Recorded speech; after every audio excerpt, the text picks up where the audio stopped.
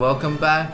Today we will be talking about the 5 biggest classical music mysteries or conspiracies. Ooh. Oh yeah, this channel is gonna go all conspiracy all of a sudden. Joe Rogan, watch out. Yeah, Joe Rogan. Should make one of those like clickbaity thumbnails like the truth about Tchaikovsky, the dark secret about Sibelius. Was Beethoven really deaf? Alright, anyway, let's get started. Alright, the first one. The Mozart Requiem. If you haven't heard the Requiem, do you even call yourself a classical musician? You don't even deserve to watch this channel. Go listen to a Requiem. Now finish this video, then go listen to the Requiem. 90% of people just click off. Yeah. So there's a lot of mystery and uncertainty surrounding Mozart's Requiem and his death, because he actually composed it as he was dying. So the first thing that was kind of strange was Mozart got this from an anonymous commissioner. Nobody knows who actually paid him to write this piece. A little bit suspicious. It gets even more sus. He wrote this piece while he was getting sick. He was deteriorating in health. That in itself is kind of also a conspiracy because no one really knows how Mozart died. There's a lot of debate. Some people think he was poisoned. Mozart himself thinks he was poisoned. Other people think he just had some disease. But then even then, there's a lot of debate to what type of disease he got. Yeah. There's no evidence for this, but one popular story actually was that Salieri poisoned him. Do you know who Salieri is? He's meant to be Mozart's rival, though some people said they were actually close friends, but the narrative is they were rivals and Salieri hated him. Because apparently Mozart was just a lot better. Yeah, a lot more talented. I think that's why Mozart himself thought he was getting poisoned, and it's funny because you know the movie Amadeus, Yeah. right? In the movie, they actually portrayed the scene where Mozart receives the commission to write the Requiem, and the guy that gave it to him is Salieri in a black mask. Ooh. Symbolizing death. Maybe Salieri, so how to say his name? Salieri knew he was gonna die. And like, you're gonna die anyway. I'm just letting you know. Yeah. Write your last Requiem. Alright, but this is not just it, alright? Yeah. So Mozart actually never finished it. He died while composing the Requiem. It was finished off by a man named Franz Xaver Sussemer. So off. Very off, I'm sorry. But that was Mozart's pupil. Now here's the thing. Sussemer. No, it's Sussemer. Yeah, the Sussemer. Sus, right? Yeah, Sussemer. That's the Sussemer. When he was completing it, he actually hand copied what Mozart had written up to and copied the whole thing. So there's actually, in the finished draft, there's no evidence showing what was Mozart's and what was his. I have read some evidence, I don't know how legit it is, that Mozart composed up to the first 8 bars of the Lacrimosa, which is kind of the most famous one. Actually, it's kind of creepy. Like he just finished that theme and then he was gone. Regardless of how much Mozart actually composed, here's the real seedy bit, right? In 1950, the unfinished manuscript was found in Brussels, and the last page was torn out. Ooh. Someone stole it from his deathbed. It was a Salieri. It was a Salieri. He's like, I can't give this guy all the credit. Nobody knows. There's a lot of controversy. All that we know is Beethoven said, if Mozart did not write the music, then the man who wrote it was a Mozart. There you go. So you never really know. Yeah. But go check out the piece. Yeah. It's haunting. It's not like any other Mozart though. Because Mozart's usually so like light and cheerful, and there's this freaking Requiem that's just like death. It's like, yo, you're right. It's like, yeah, I'm dying. Next one, Tchaikovsky's 6th Symphony. Was it a suicide note? Known as the pathetic. The pathetic symphony. Yeah, known as the pathetic symphony. I used to actually think that. Oh, the pathetic symphony. I thought that's what it meant. Because pathetic used to mean pathos, like passion, right? I know the meaning means like passionate symphony. Yeah, we'll just call it the pathetic symphony. This was Tchaikovsky's last symphony. 6th one, yeah. Yeah, and then it was 9 days after it premiered, he died. Dude. How do you time that? A lot of composers die before hearing the last symphony. Yeah, but he actually... It's like 9 days, it was just too coincidental. I know. I think maybe his willpower was just holding. I was like, or maybe something else happened. So there's been a lot of theories going on. During the first performance, Rimsky-Korsakov asked Tchaikovsky whether there was a program to the new symphony. So by program, he means is there a hidden meaning Yeah. behind the symphony rather than just music for music's sake, Yes. right? Yeah. And Tchaikovsky said there was, but he wouldn't share it. Mm-hmm. He basically said it's going to be a mystery for anyone to guess. And it quotes like, "Will remain a mystery to everyone. Let them guess." I'm like, damn it, Tchaikovsky. I saw all the composers do this. I know, it's just like, I'm not gonna give you guys everything, ha ha ha ha. But here's what gets really interesting.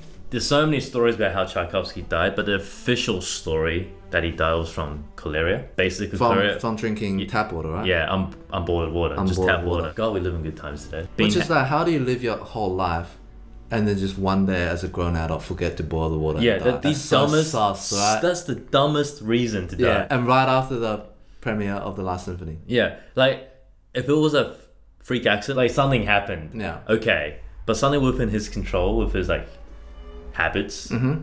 How do you forget to just boil water? If you've been boiling water your whole life. Yeah, so that's a bit suspicious already. He had symptoms of cholera after the premiere, Cholera. whatever, but he also refused for a doctor to examine him. Really? That's suspicious. Why would he not want a doctor to look at him? Yeah.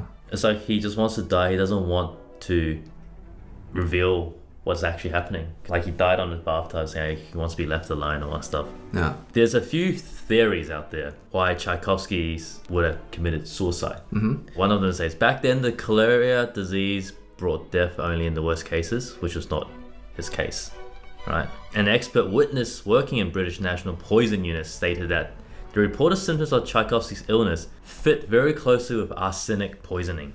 Oh, really? So they're saying it isn't cholera. That's what they're saying. Yeah, but this ties in quite well to the context of the situation. Tchaikovsky was gay. At the time, it was very illegal. Not very illegal. It was just illegal in Russia. Yeah. Yeah, a lot of the world was The whole very world was like that, harsh, probably. yeah. Yeah. So that probably, I think, most probably played a mental game with him. And he even faked a marriage. His marriage was designed to stop people gossiping about his love life. Yeah, actually, apparently, they were only married for 6 weeks as well. Bro. He tried. But that is rough. I mean, he's just got I guess it's survival, right? Back Yeah, then. he had to try his best. And in fact, it says here, he was in love with Vladimir Davidov. Davidov? Uh-huh. His nephew. I mean, you gotta do what you gotta do to create good music, so I won't judge. I'm not one to judge, Yeah. but whatever floats your cup of chai tea, Yeah. Tchaikovsky. One of the popular theories, and again, there's no hard evidence, musicologists still look into it, is that he was actually ordered to kill himself. The order, like, to restore his honor. Yeah, the court ordered him to kill himself because they found out about his homosexuality, Yeah. and they didn't want that to become famous because, It's changed. Tchaikovsky was like a figure within Russia. But you think about it, that narrative is a lot more believable. And it makes a lot more sense. Before you guys go like, oh, maybe these guys are just thinking too much, overthinking it. I think, to me, the biggest clue is in the music. Tie it back to it's the Sixth Symphony of Suicide Note, right?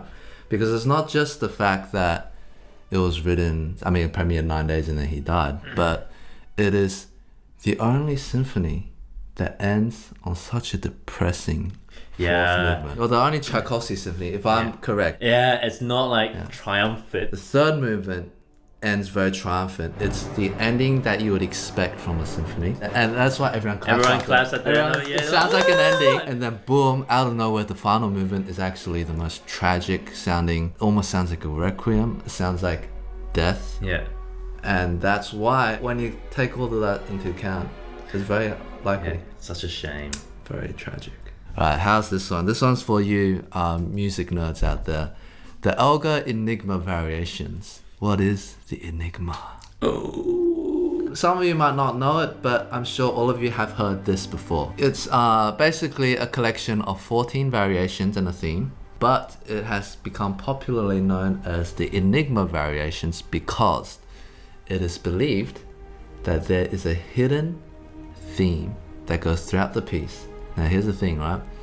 Nobody knows what the theme is. Elgar said there was a theme, but he didn't tell people. Just like Tchaikovsky. Oh, it's so annoying. He's like, you guys figure it out. Oh, you guys guessed it out. And till this day, people have theories, but no one has a conclusive answer to it. Alright, some background context. Elgar loved codes. He wrote this thing called the Dorabella cipher, just coded a letter to his friend. Like, why not? In the premiere of the Enigma Variations, he wrote, "The enigma I will not explain. Its dark saying must be left unguessed. I warn you that the apparent connection between the variations and the theme is often of the slightest texture. Further through and over the whole set, another and large theme goes, but is not played." So that's the real hidden theme.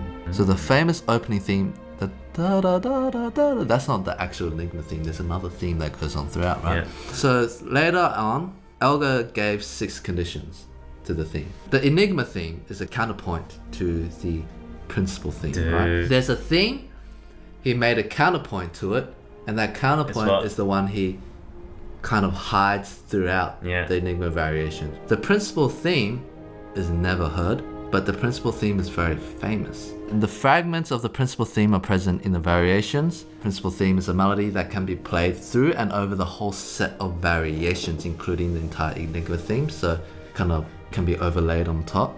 The Enigma theme comprises measure 1 through 19, so 19 bars. So any time anyone came up with a solution that violates one of these 6 conditions, it's invalid. Dude, it's like an escape route. Some people think the theme is God Save the Queen. Some suggested Mozart's Prague Symphony. Beethoven's Pathetique. Some people even suggested a Lutheran melody called Ein Festberg. Personally, we're not that skilled in music theory and counterpoint to figure it out. But if any of you are interested in that type of thing, definitely check it out. You know, each variation is written for a different friend as well, right? Wow. So it's like coding your friend's personality into music. What a nerd. We had so much time, that guy. I love it. Yeah. Alright, next one. Sibelius' 8th Symphony. Where is the manuscript? It's his biggest project he spent. Alright? Like 20 years composing. Yeah. And he never really officially published it. Okay. So the story goes that he's always trying to finish it, but he just burns it. You know, last few pages. I've heard that he just destroyed it. Why are you destroying? Just keep it for reference. Yeah. Like, come on, man. Yeah. 25 years later, in 1945, he wrote, "I have finished my 8th Symphony several times, but I'm still not satisfied with it." Bro, this guy's such a perfectionist. Yeah. It's the typical... Well, he did quit violin. He did. Because he was like, it wasn't good enough. But and then he composes Sibelius. Yeah, I know. Like, bro. I'm pretty sure you're alright. He wrote almost no music for the rest of his life. And his daughter said that the Symphony 8 did not exist. So that's weird how his daughter said that. But he said, I finished it and he's still not satisfied with it, right? Did he actually finish it? Or was he just drinking vodka, probably. pretending to be productive? But he's just not. It's in my head. So you don't really know if he's finished it or not, right? But there's fragments of it found from scholars that have been catalogued that there were sketches of the symphonies, the ending. But there's several of the manuscripts have been they've just been identified, but it's never complete. No one really knows. Like, was he just uncomfortable with it? Was it like he doesn't want to share his experiments? Because, you know, composers always experiment. They try things after a certain phase. And that's why we have these revolutions in composition. And no one really knows what his real intention was about this. So we actually just found this too, literally 2 days ago, that some musicians tried to recreate an idea of what the 8th Symphony would have sounded like based on these sketches that were being identified. Again, it's tentative. There's no proof that that was his intention of the 8th Symphony, but I don't know. You gotta check this out.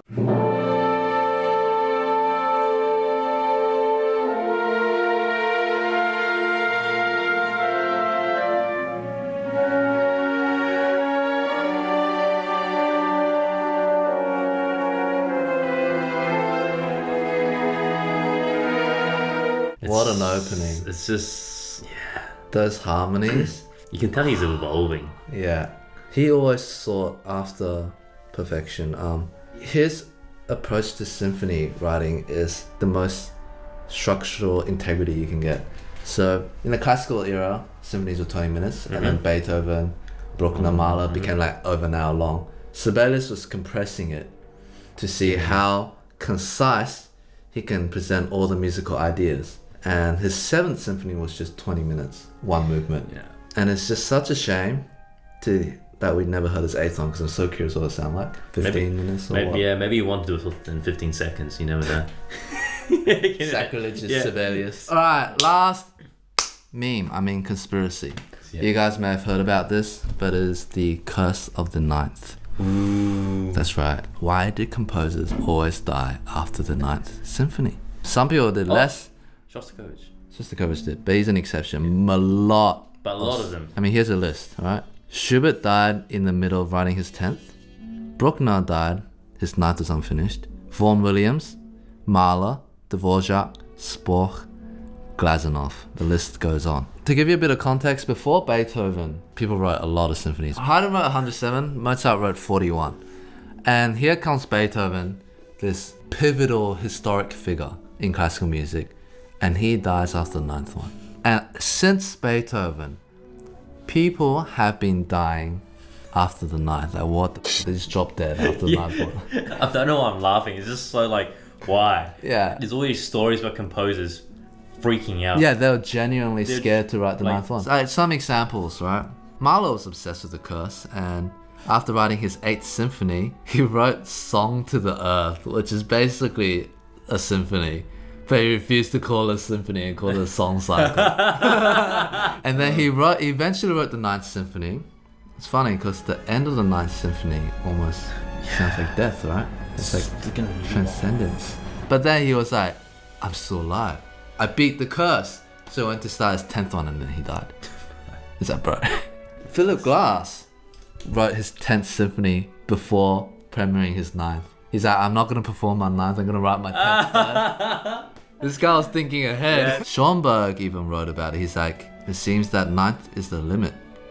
He who wants to go beyond must pass away. Oh my god. Yeah. Might be just coincidence if there's some actual curse on composers. Yeah. Who knows? I also wonder what type of psychological self-infliction, they could be doing with this curse. Possibly. What if these composers was like possessed by some?